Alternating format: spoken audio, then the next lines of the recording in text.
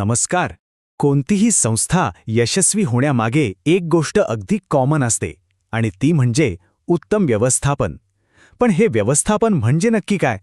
आज आपण याच्या अगदी मुळाशी जाणार आहोत. त्याच्या संकल्पना, यशस्वी होण्याची सूत्र आणि निर्णय घेण्याची कला या सगळ्यावर आज आपण बोलणार आहोत. तर आपला आजचा प्रवास 4 टप्प्यांतून होणार आहे. सगळ्यात आधी व्यवस्थापन म्हणजे काय ते सोप्या भाषेत समजून घेऊ. मग यशस्वी व्यवस्थापनाची ती गुप्त सूत्र कोणती आहेत ते पाहू.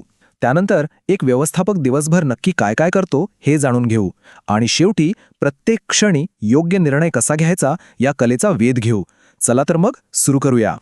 तर आपला पहिला थांबा आणि सगळ्यात महत्त्वाचा प्रश्न, व्यवस्थापन या शब्दाचा नेमका अर्थ आहे तरी काय? आता याची व्याख्या तशी मोठी आहे, पण सोप्या भाषेत सांगायचं झालं तर व्यवस्थापन ही एक प्रोसेस आहे. यात काय होतं तर आधीच ठरवलेली ध्येय गाठण्यासाठी लोकांच्या एकत्रित प्रयत्नांना एक योग्य दिशा दिली जाते आणि यासाठी नियोजन, संघटन आणि नियंत्रण यांसारख्या गोष्टींचा वापर होतो. थोडक्यात काय तर ठरवलेलं ध्येय पूर्ण करण्यासाठी केलेलं एक पद्धतशीर काम. J.L. हेन्स यांनी तर याची खूपच सुंदर आणि सोपी व्याख्या केली आहे. व्यवस्थापन म्हणजे इतरांकडून कामं करून घेण्याची एक कला. ही व्याख्या दिसायला अगदी साधी असली तरी तिचा अर्थ खूप खोल आहे.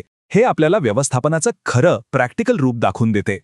बरं, व्यवस्थापन म्हणजे काय हे तर आपल्याला आता कळलं, पण ते प्रभावीपणे करायचं कसं यासाठी काही मार्गदर्शक तत्त्व आहेत, जी आपल्याला यशस्वी व्यवस्थापनाचा मार्ग दाखवतात.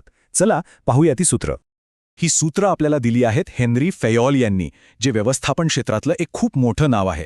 त्यांनी तब्बल 14 तत्व मांडली आणि गंमत म्हणजे ही सूत्र 100 वर्षांपूर्वी लिहिलेली असली तरी आजही कोणत्याही संस्थेला कार्यक्षम बनवण्यासाठी तितकीच लागू पडतात.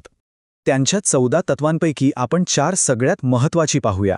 पहिलं, श्रम विभागणी म्हणजे काम योग्य प्रकारे वाटणं जेणेकरून उत्पादकता वाढते.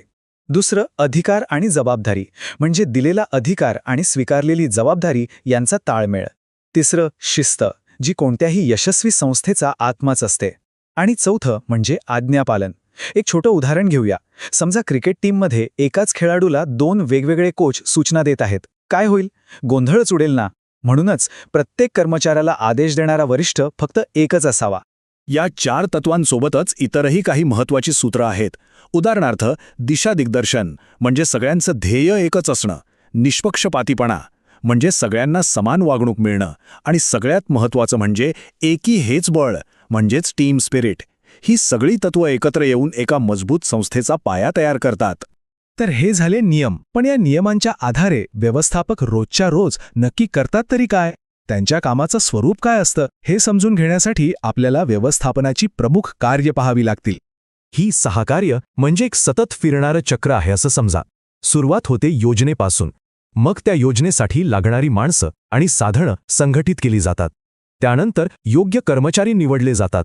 त्यांना योग्य दिग्दर्शन करून कामात सुसंगतपणा आणला जातो. आणि शेवटी सगळं काही योजनेनुसार होतंय की नाही यावर नियंत्रण ठेवलं जातं. हे चक्र कधीच थांबत नाही. या सगळ्या कार्यांच्या केंद्रस्थानी एकच गोष्ट आहे, एक असं कौशल्य ज्याशिवाय व्यवस्थापन अपूर्ण आहे, आणि ते म्हणजे निर्णय घेण्याची क्षमता. खरं तर ही निव्वळ प्रक्रिया नाही, ही एक कला आहे. एक साधं उदाहरण घेऊया. समजा एका व्यापाऱ्याला माल दुसऱ्या शहरात पाठवायचा आहे. त्यानं काय करावं? ट्रकनं पाठवावा, रेल्वेनं की विमानानं? प्रत्येक पर्यायाचा खर्च वेगळा आहे, लागणारा वेळ वेगळा आहे आणि मालाची सुरक्षितताही वेगळी आहे. यातून योग्य पर्याय निवडणं हाच तर निर्णय आहे. आणि एका व्यवस्थापकाला असे छोटे मोठे निर्णय सतत घ्यावे लागतात. आता निर्णय घेण्याचे मुख्यत्वे 2 प्रकार असतात. पहिला, वैयक्तिक निर्णय. हा सहसा लहान व्यवसायात एकटा मालक घेतो जिथे वेग महत्त्वाचा असतो. आणि दुसरा म्हणजे सांघिक निर्णय. हा मोठ्या कंपन्यांमध्ये घेतला जातो जिथे अनेक तज्ज्ञांच्या मतांचा आणि वेगवेगळ्या दृष्टिकोनांचा विचार करून धोका कमी केला जातो. मग एक चांगला निर्णय घेण्यासाठी कोणते गुण आवश्यक असतात?